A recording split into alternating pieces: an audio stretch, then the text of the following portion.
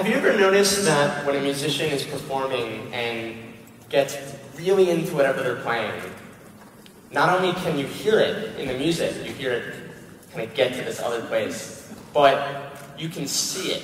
When you're in the concert, when you're there, you can see it. You can see it in his face, you can see it in how he moves, and maybe even listening, you find yourself moving and see other people around you moving.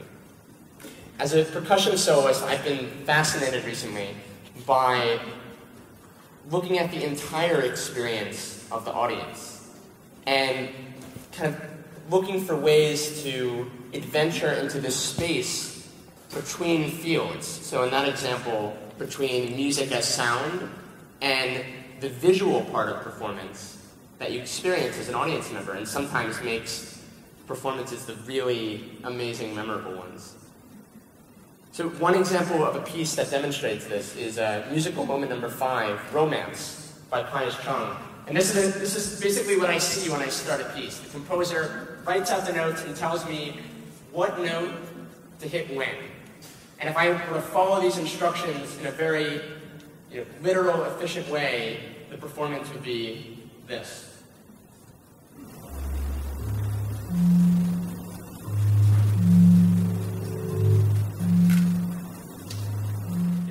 It's not very interesting. And not only that, it doesn't say anything about what the piece is about, which is a shame because that piece is so inspired. It is honest and direct and sincere, and like it says, it's romance. It's romantic in a lot of ways. So taking into account the visual experience of the performance and saying, okay, he tells me when to hit what note, but he doesn't say what to do between the notes that you hit. So exploring that idea, if you look for ways to move between the notes in a way that communicates the music, you all of a sudden can feel its breaths and when it pushes forward and when it releases, and the story of the piece comes across in a much more vivid way. So I'll play the first section of that piece, and you'll see if you can catch on to this, how it's different than the efficient way of playing it.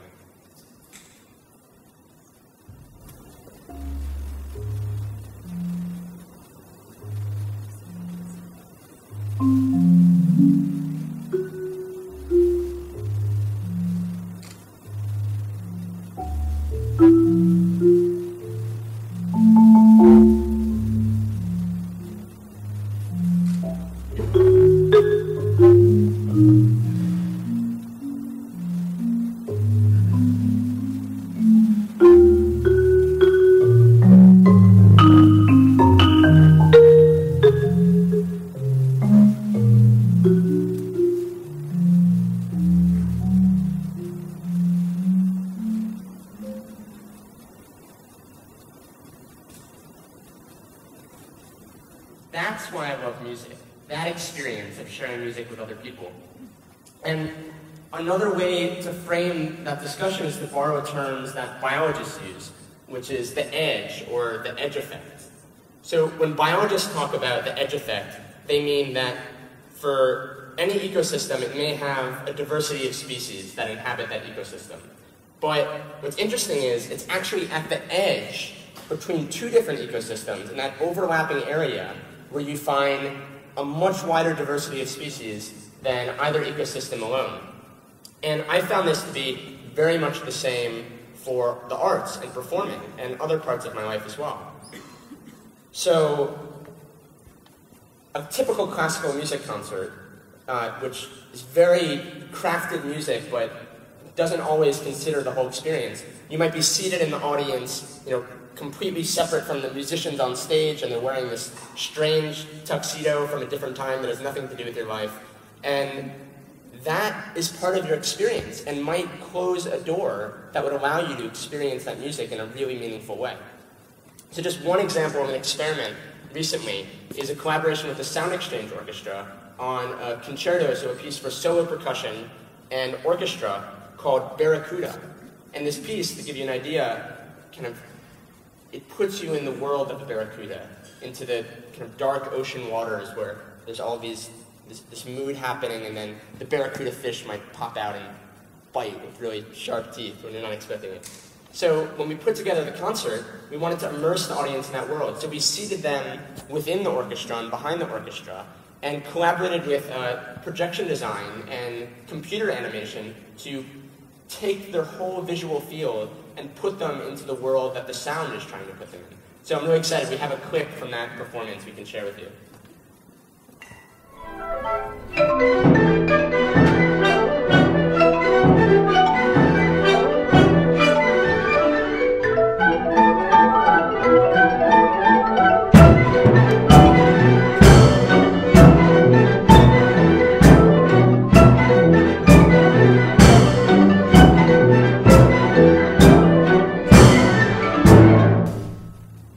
So you may have noticed also that if I played something really loud, the computer animation is listening and would flash a brighter color in response. So not only are they connected on theme on that level, but they're actually responding to each other during the concert.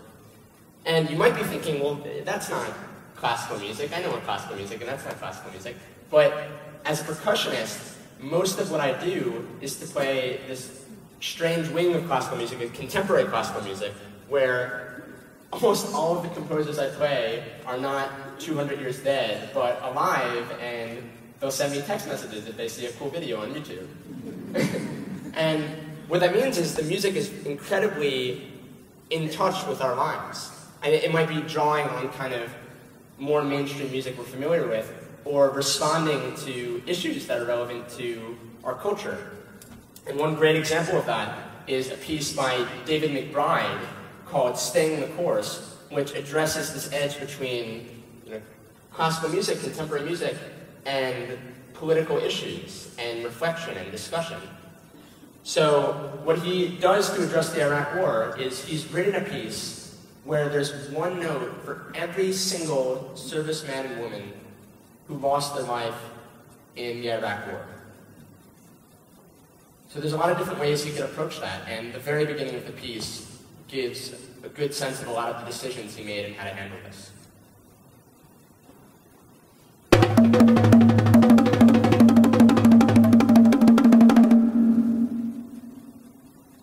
So the piece has just started, and already that's almost 60 lives represented.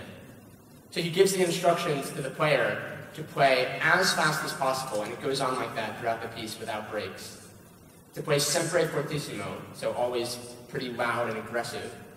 And to play on any 5 drums that are tightly wound so that they sound like gunshots.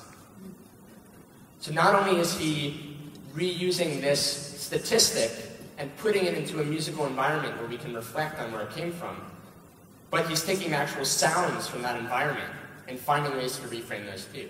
So when he gave the instruction beyond the drums that it was to include a low sound and a high sound, I tried to do the same thing. I wanted a really low explosive sound, and I did what any self-respecting musician would do is I went to a junkyard and I found this metal box thing, which I still don't really know what it is. And same for the high sound. I wanted an alarm bell, kind of panicky sound. And I went a step further and actually reused a spent artillery shell from a fired weapon. So now there's actually an object present, taken from that situation, now used to reflect and comment on it. So to give you a sense of all of the sounds at play, here's a section from the middle of the piece.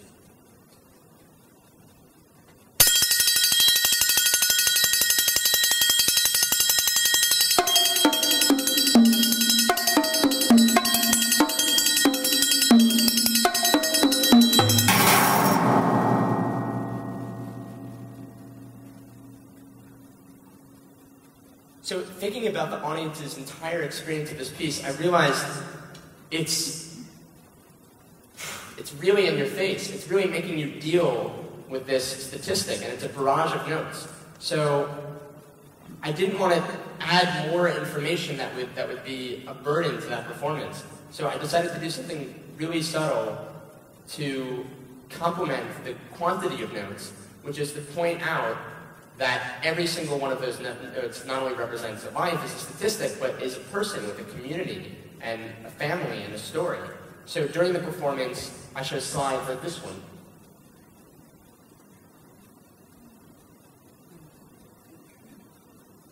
which just points to the humanity of everyone involved in this conflict. And the piece, because it was written in 2007, doesn't account for all of the lives lost in the war. So he gave the instruction that I should play extra notes, just tacked on to the end of the piece, to the lowest drum at the end, so that the figure is accurate. But because the war went on for so long, we have an uncomfortably long section at the end of the piece of just this drum. And for that final moment, I play with this slide.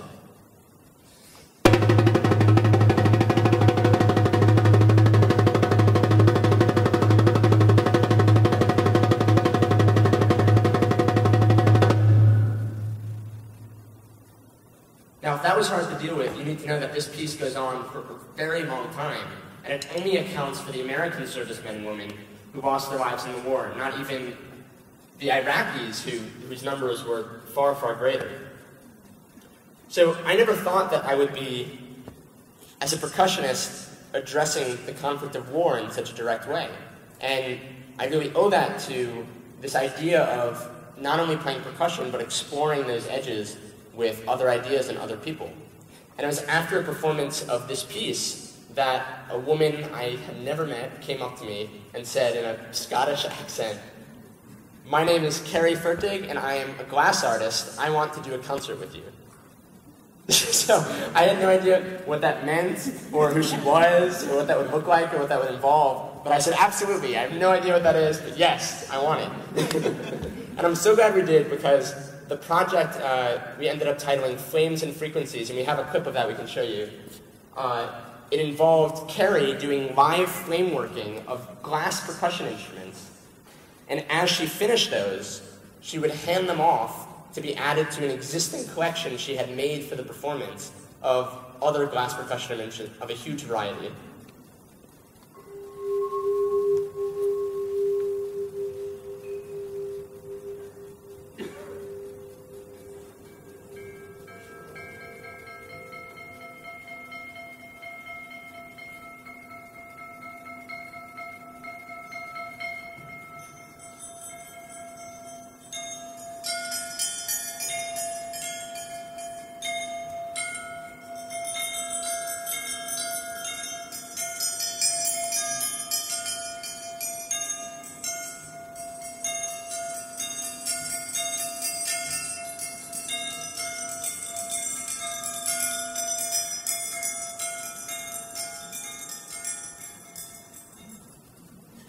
So taking that project as an inspiration, I hope that you can find ways in your life to connect with other people.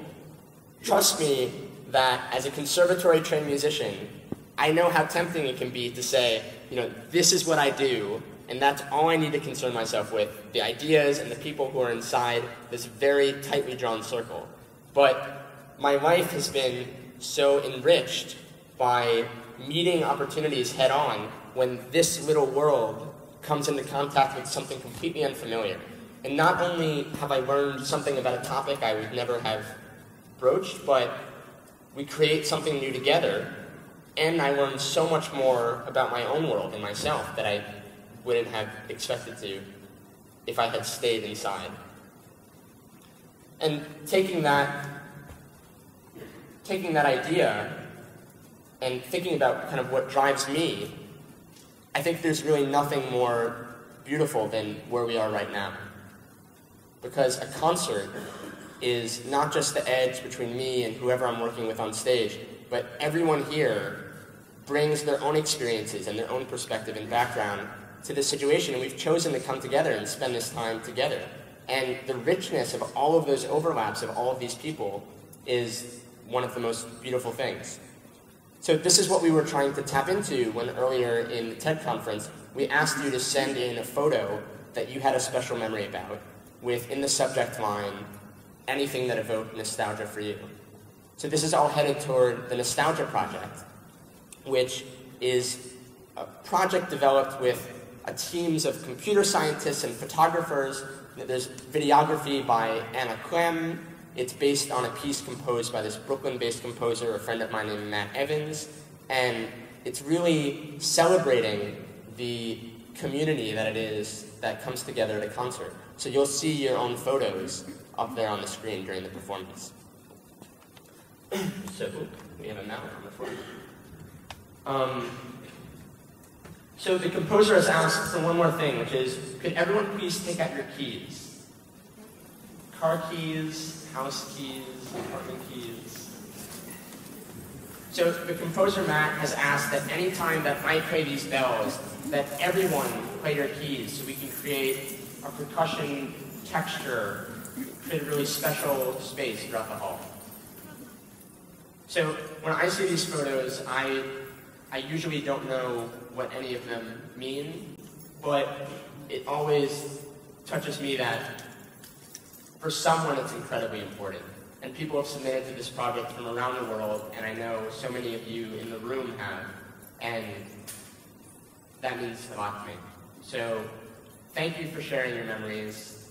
Thanks for having me, and this is an excerpt from the Nostalgia Project.